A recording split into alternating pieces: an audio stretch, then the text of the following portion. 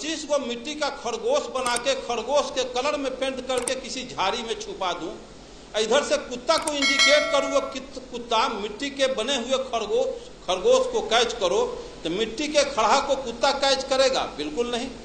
मिट्टी के चूहा को बिल्ली कैच करेगी? बिल्कुल नहीं।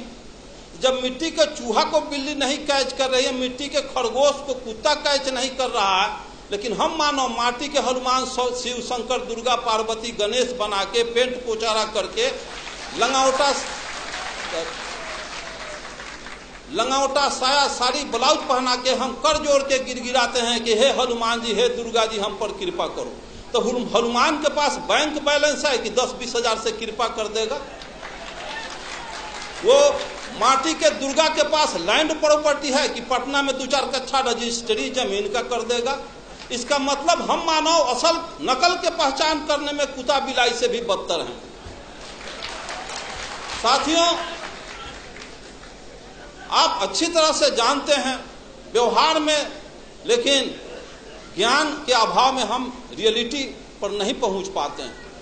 जब ये दर्शन है कि ऊंची नीची भूमि अच्छी पैदावार नहीं दे सकती, ऊंची नीची भूमि अच्छी पैदावार नहीं दे सकती, उभर खाभर रोड रास्ता अच्छी गति प्रदान नहीं कर सकती, तो जिस समाज में ऊंच नीच छुआछूत के भेदभाव रखने वाले लोग क्या समाज राष्ट्र का कल्याण कर सकते हैं?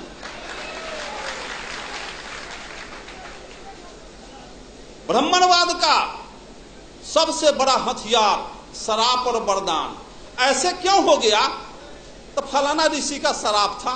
ऐसे क्यों हो गया? तो फलाना ऋषि का वरदान था। शराब और वरदान में पूरा 90% बैकवर्ड आकंठ डूबा हुआ। मैं पूछता हूं, जिसको बाबा साहब अम्बेडकर ने कहा है कि जो कौम अपने पूर्वजों का इतिहास नहीं जानता वो कौम अपना भविष्य निर्माण नहीं कर सकता। एक्चुअली मार्क्स ने कहा है कि पॉलिटिकल पावर, मार्क्स ने कहा है कि Marx told that revolution engine of history, क्रांतियां इतिहास की इंजन होती है। भारतीय परिवेश को समझा, यहाँ 3 बीमारी थी और बीमारी के पहले डॉक्टर दवा का इन्वेंशन नहीं करता, बीमारी के बाद दवा बनती है। भारत में 3 बीमारी है जिसका नब्ज पहचानने का काम ज्योतिबा फुले, पेरियार रामास्वामी नायकर, बाबा साहब अम्बेडकर और जगदेव प्रसाद ने किया। और जर्मनी में, इंग्लैंड, फ्रांस, रूस, चीन में 2 बीमारी थी, और पूंजीवादी और सामंती व्यवस्था, यहाँ जातीय व्यवस्था भी, ब्राह्मणवादी व्यवस्था भी है। इसलिए यहाँ का मार्क्सवाद बाबा साहब अम्बेडकर, लेनिन, जगदेव प्रसाद।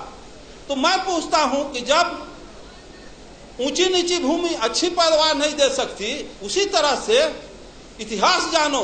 712 ईस्वी में अरब के ब्राह्मणवाद का यही तकाजा है, यही बहुत बड़ा कि शिव के त्रिशूल से बचबा, विष्णु के चक्र से बचबा, इंद्र के वज्र से बचबा, जम के दंड से बचबा, लेकिन पंडित जी के शराब से न बचबा। चंद्रलोक पर भी चले जाओगे, धह लकड़ी लेखन जड़ जाओगे। तो 712 इतिहास देखो, 712 ईस्वी में अरब के मोहम्मद बिन कासिम 6000 पलटन लेके सिंध के दाही राजा पर हमला बोल दिया। दाही राजा की 60,000 पलटन धूल चाट के हार गई।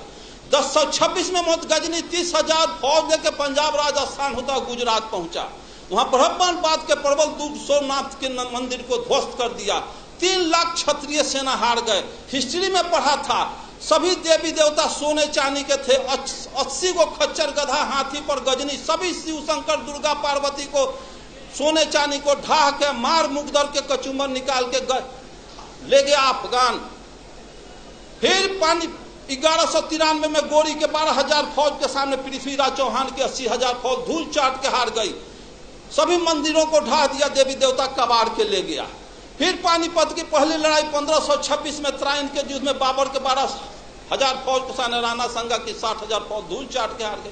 तो एक तरफ कहते हो कि शिव के त्रिशूल, विष्णु के चक्र, इंद्र के वज्र, जम के दंड से बचोगे, पंडित के शराब से न बचोगे।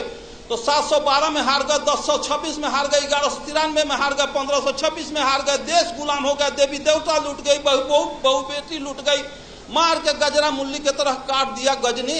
और किसी को सरापना नहीं था कि गजनी गोरी को अंग्रेज को शराब देता तो बॉर्डर के वहीं पर लकड़ी लेखन धह धह जड़ जाता। तो ये शराब किसके लिए? ये तो कोयरी कुम्हार कानू कलवार तो यहाँ मुल्हर पर फंसौले बारी, गुह गोबर खिया के, अब पेशाब पिला के, यही हमारा दही चूड़ा खिलाएगा, यही दान दक्षिणा देगा, चलो उससे तक शराब। मैं पूछता हूँ कि इसमें इस रास्ते से बिजली की तार गई है, इसमें करंट प्रवाहित हो तो उसको तार को छुएगा आज तो करंट आज मारेगा कि 6 महीना के बाद मारेगा? तो जब सोमनाथ के मंदिर में सोने चांदी के देवी देवता गजनी के बाल नहीं टेढ़ कर सका तो गिट्टी छड़ सीमेंट का हनुमान मेरा बयाना बिगाड़ क्या देगा?